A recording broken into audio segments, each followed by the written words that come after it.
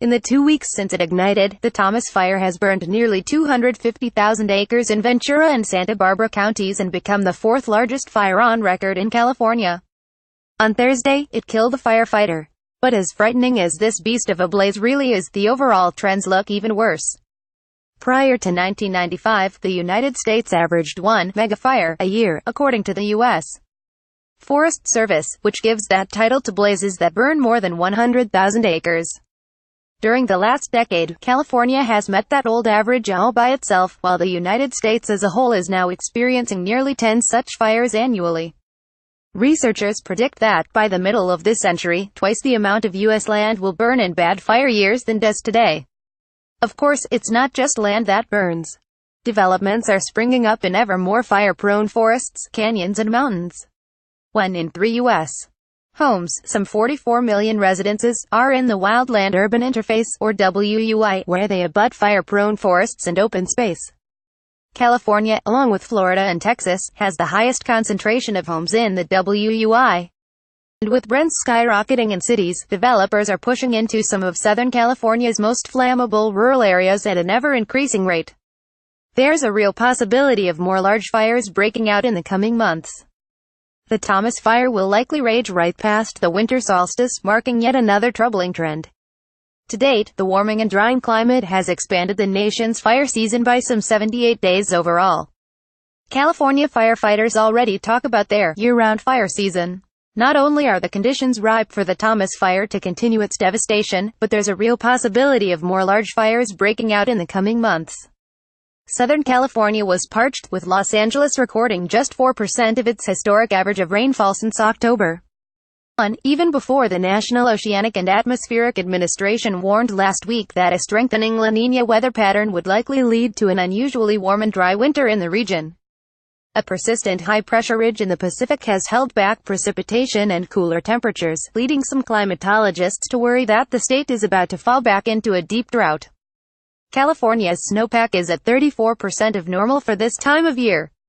Although the California Department of Forestry and Fire Protection has abundant resources to deal with normal wildfires in any month of the year, megafires that burn outside the historical fire season prove challenging for both the state and the nation.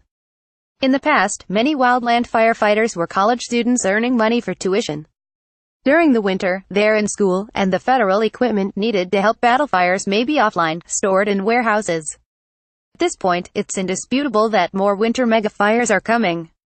Yet many of the stakeholders affected by wildfires of increasing size and frequency can't look away from their narrow self-interests to focus on the crisis at hand.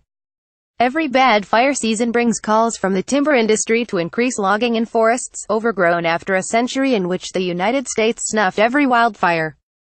It's true that some of our forests have 10, 20 or even 40 times more trees than they had prior to the nation's zero-tolerance policy toward wildfires, and that well-managed timber harvests can reduce the fire risk in some woodlands.